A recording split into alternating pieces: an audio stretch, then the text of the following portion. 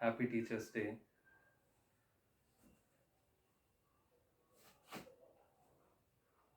Today's topic is about inflammatory bowel disease. In this lecture, you will be learning about the types of inflammatory bowel disease, the pathophysiology and etiology of inflammatory bowel disease.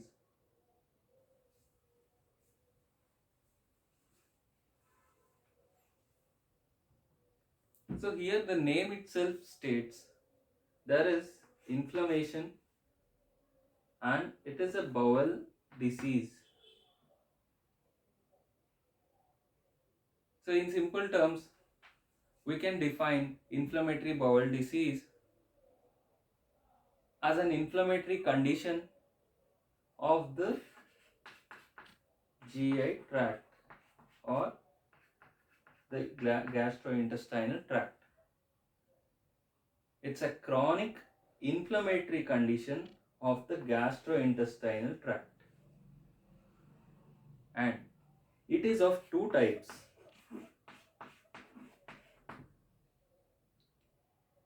It is divided into two types based on the location of inflammation as well as the histological features. It can be differentiated into two types, and also the signs and symptoms slightly vary between these two types.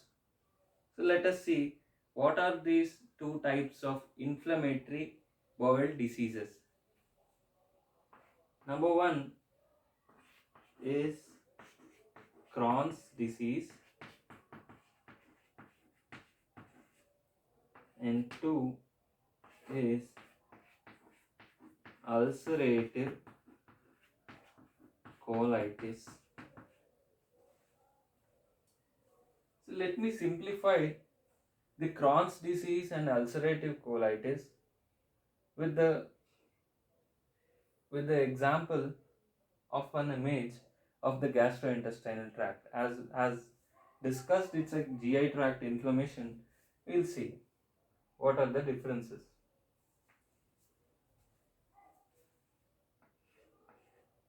So just starting from the mouth,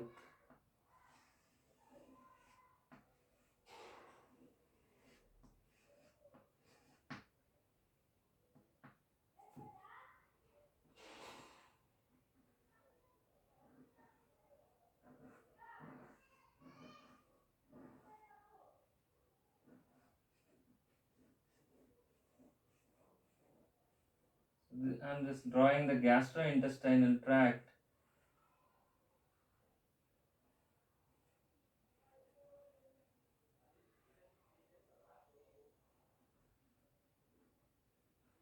For a better understanding of the disease,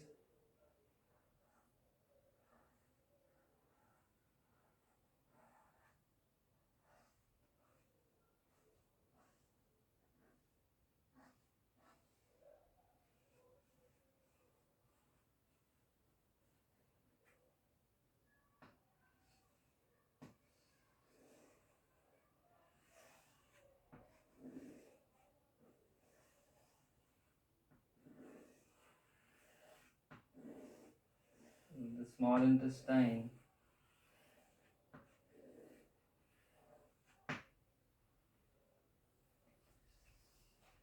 so this is the GI tract. The Crohn's disease can affect any part of the GI tract starting from mouth to the anus.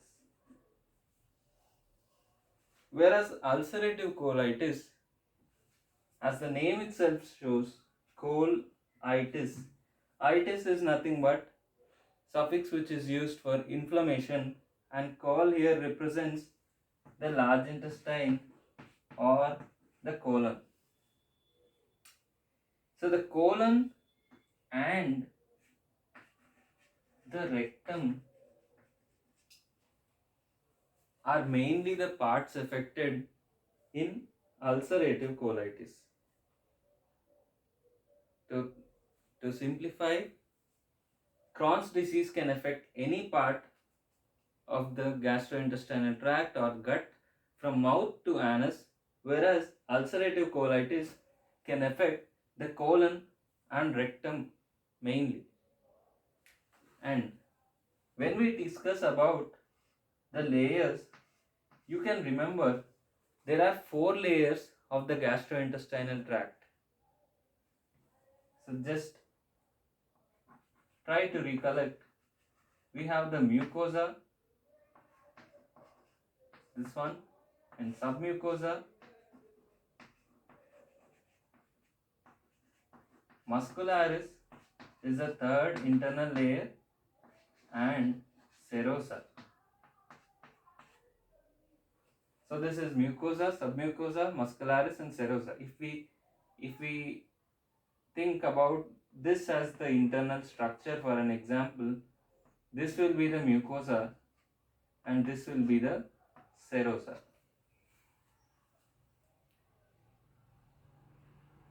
So you need to understand which layer of this is involved in which condition. So here you need to understand that the Crohn's disease can mainly affect, as discussed, any part. The small intestine is also the part of Crohn's disease. So leaving back colon. So the small intestine till the serosa layer. So the Crohn's disease can mainly affect the small intestine till the layer of serosa, so deeper inside, whereas ulcerative colitis can affect the large bowel or colon and the muscularis mucosa. So the muscularis is the third most layer. It can extend till muscularis. So these are some of the differences between these two types based on the locations. Now, as an overview, we'll just see what are the treatment options. This is an introduction to treatment options just before we jump into the elaborate treatment in the further discussion. So mainstay of treatment of inflammatory bowel disease includes immunosuppressants. So to control inflammation is the only motto in inflammatory bowel disease. And remember, this is relapsing condition which is incurable.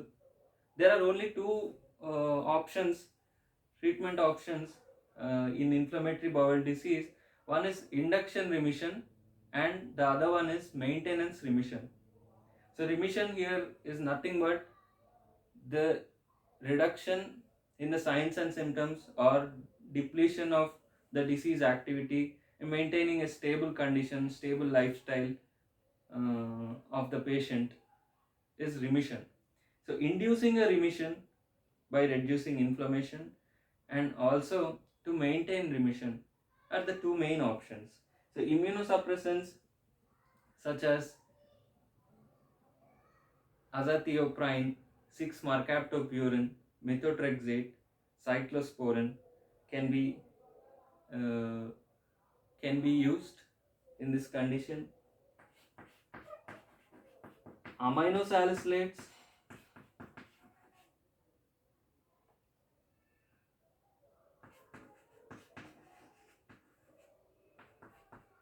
these are abbreviated as ASAs. Sulfasalazine, melsalazine, mesalamine are some of the examples for this. And there are even biological agents like infliximab, adalimumab, we'll discuss further. And one more is corticosteroids. And in this, Again, the aminosalicylates and corticosteroids are the first choice of remission.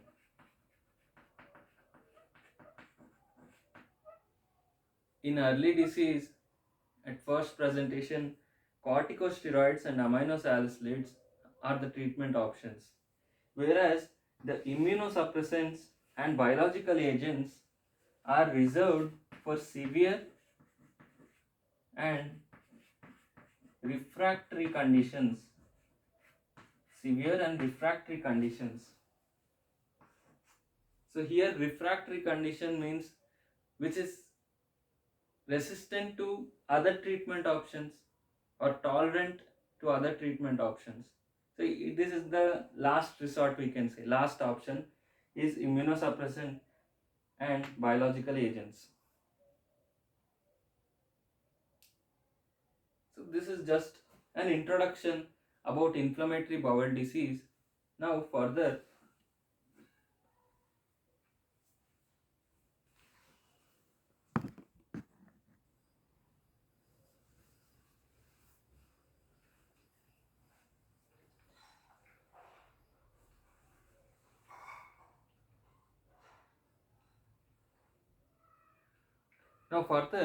we'll discuss about the diet, stress, intestinal microflora, the genetics, smoking, roles in the inflammatory bowel disease.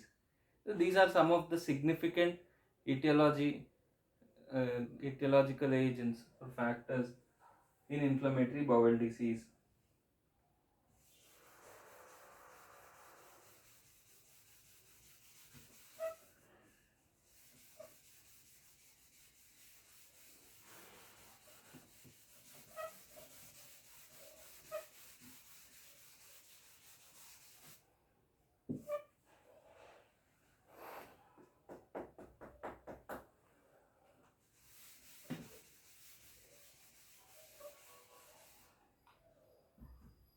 So coming to the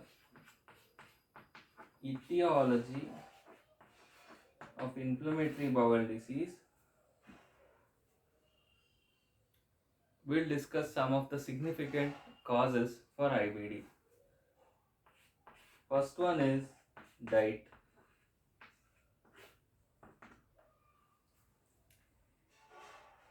So diet which has increased fat food intake, increased fat food, fiber, milk, spicy foods,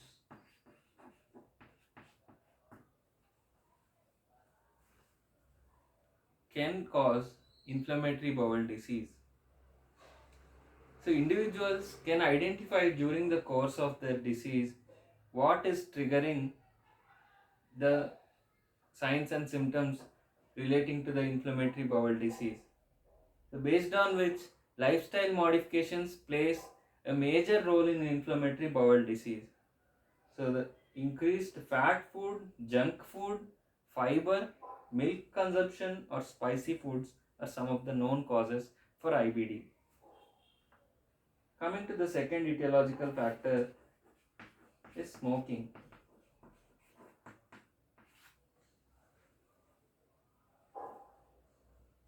Smoking, cigarette smoke contains a variety of chemicals which can trigger the inflammatory responses. This not only affects the lungs,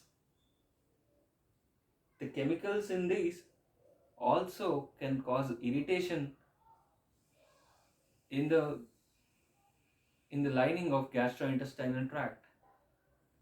So hence smoking is also one of the causes for IBD, and smokers are at risk of developing Crohn's disease, and those who have been former smokers, it's been associated to UC. UC is ulcerative colitis. Don't get confused. CD is Crohn's disease, which I will be using from now. So this is for former smokers. These are some of the identifications. So overall, smoking can trigger inflammatory responses, irritate the gastrointestinal lining, and can cause IBD. And the next etiological factor is stress.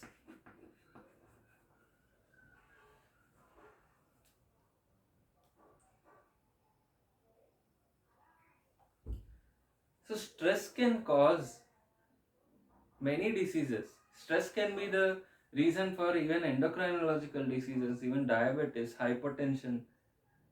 All are related to stress, psychological diseases, disorders.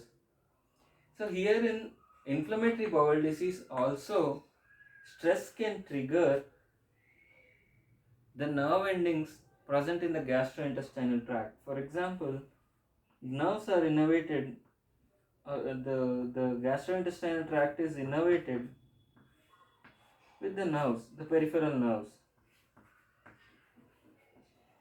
When there is stress, this triggers or signals the nerve endings in the GI tract.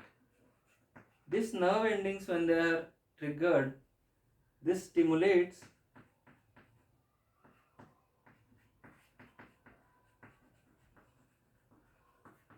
inflammatory process. Lymphocytes, pro-inflammatory cytokines, they can be stimulated when through the nerve ending signaling, which can further cause inflammation. This is one of the mechanism how stress affects and causes IBD. And apart from this,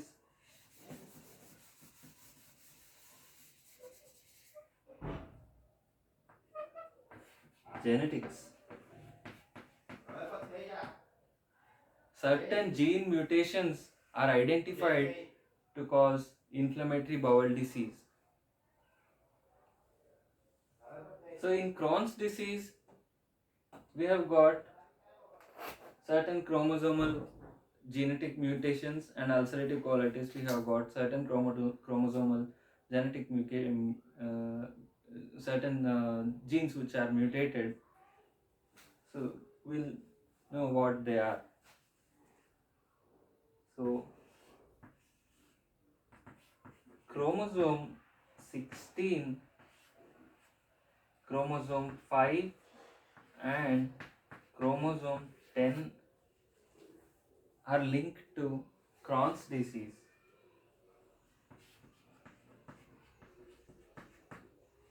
In chromosome 16, the mutations to card 15 and NOD2 genes can cause Crohn's. And in chromosome 5, OCT-N1 gene mutation, and chromosome 10, DLG5 mutation. And likewise,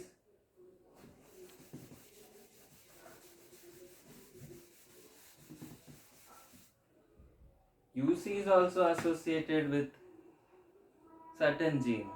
One example is human leukocyte antigen DRI star 103. This is a genetic mutation. Just try to remember the genes names which are mutated and in the ulcerative colitis and the Crohn's disease.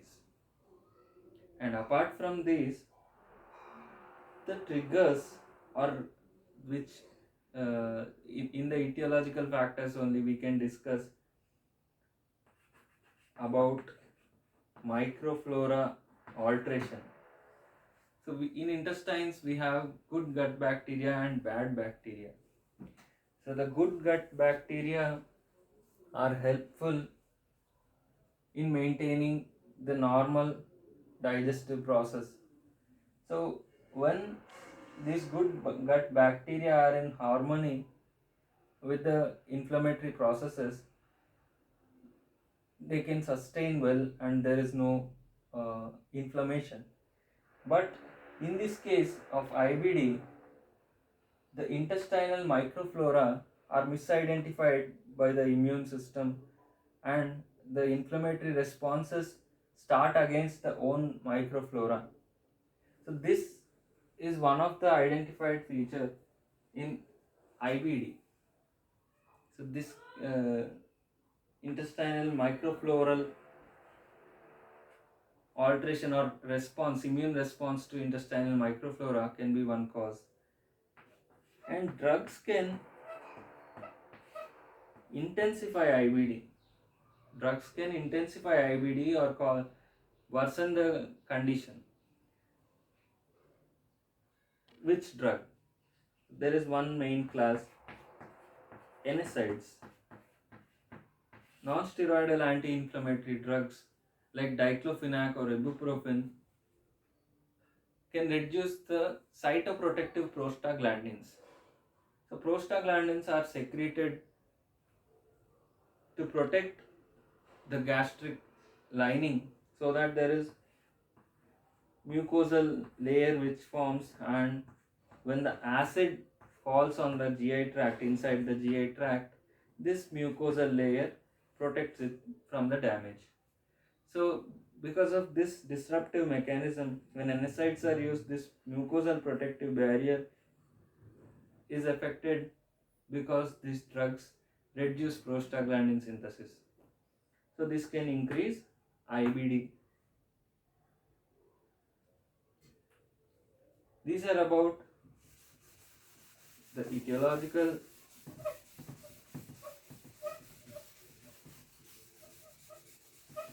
factors in IBD. Now, coming to the pathophysiology. So, in pathophysiology of inflammatory bowel disease, we can see there is altered inflammatory response. That is the first main cause. So,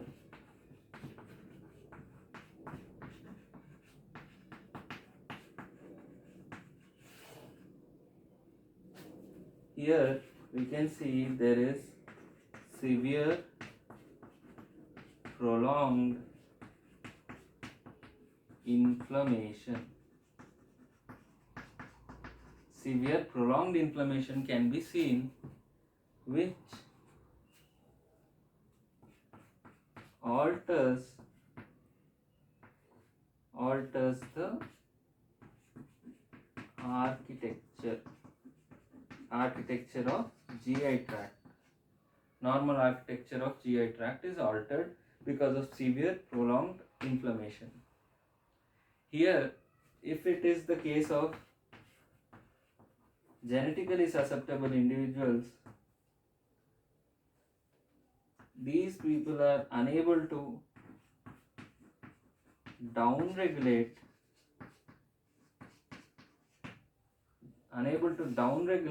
the inflammatory processes. Means they are unable to stop the inflammatory processes after a certain limit.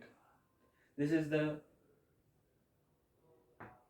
mechanism in which there is genetic alteration.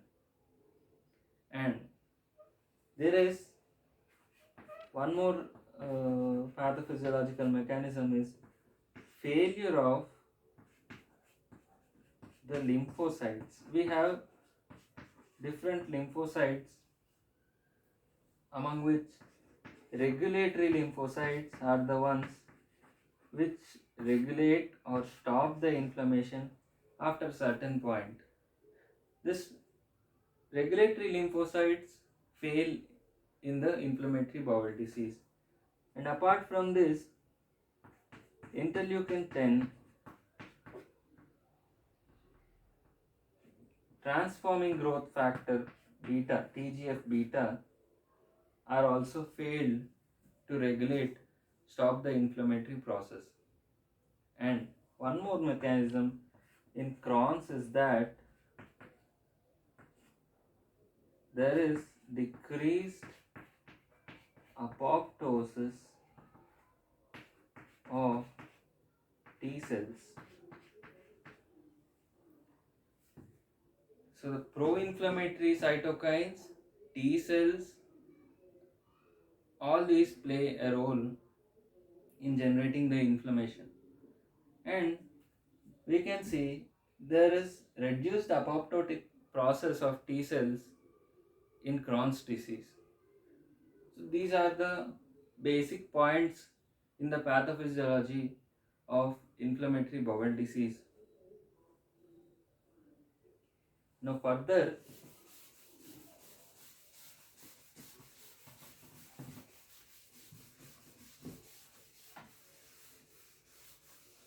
we'll see the histological differences between the Crohn's disease and ulcerative colitis. So here we have 7 different criteria by which we can differentiate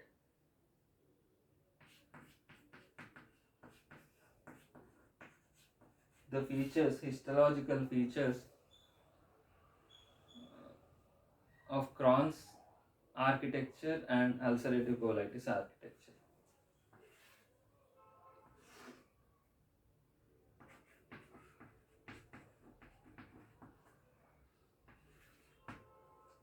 So one is we can differentiate the goblet cells. Second is the crypt abscesses.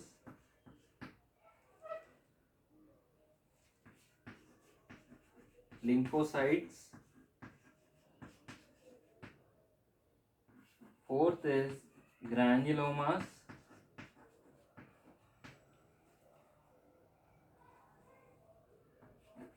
And muscularis mucosa and serosal inflammation.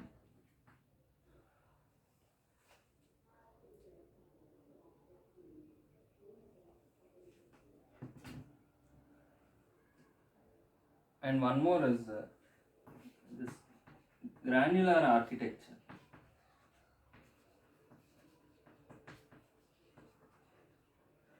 Let me just explain in brief of these features before we go into the differences. Goblet cells are the cells which are responsible for secreting the mucus.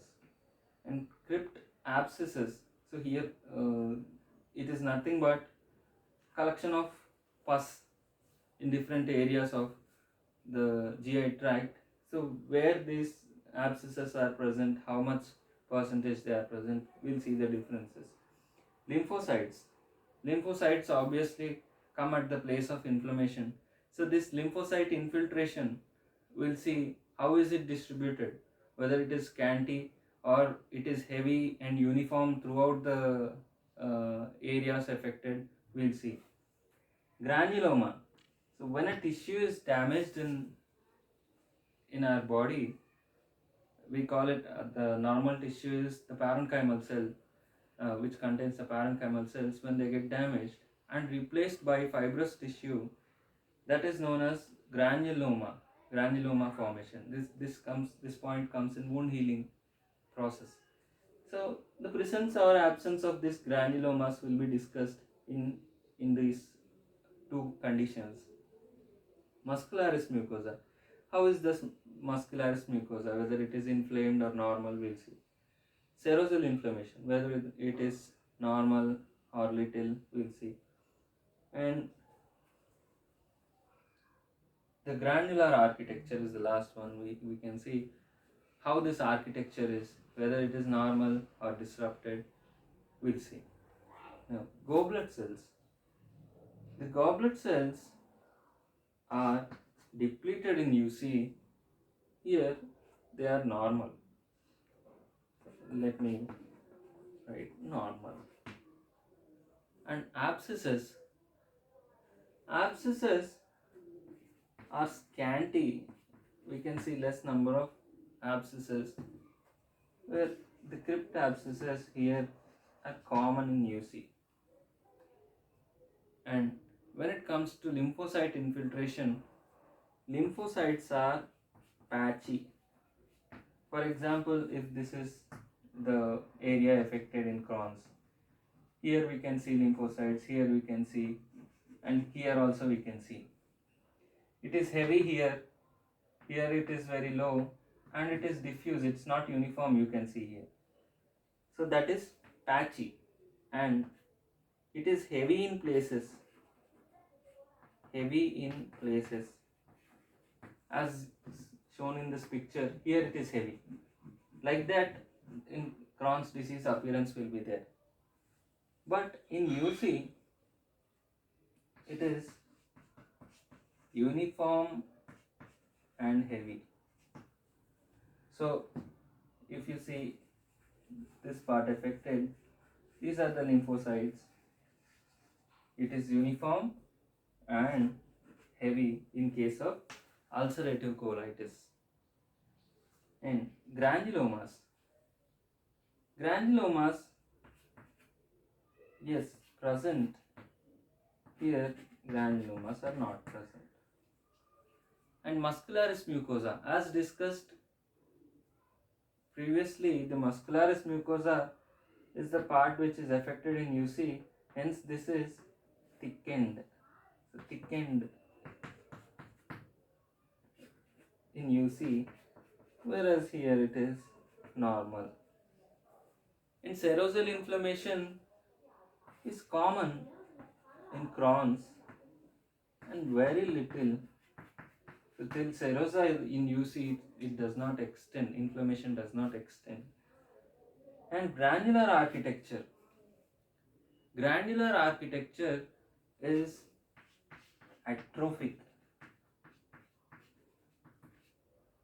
The cells shrink in size, decrease, it is tightened. So the architecture is atrophic in case of the ulcerative colitis. And in Crohn's disease, this is preserved or normal. So this is about the inflammatory bowel disease, etiology and pathophysiology. In the coming class, we'll discuss further about the clinical manifestations, investigations and the treatment pertaining to inflammatory bowel disease. Thank you.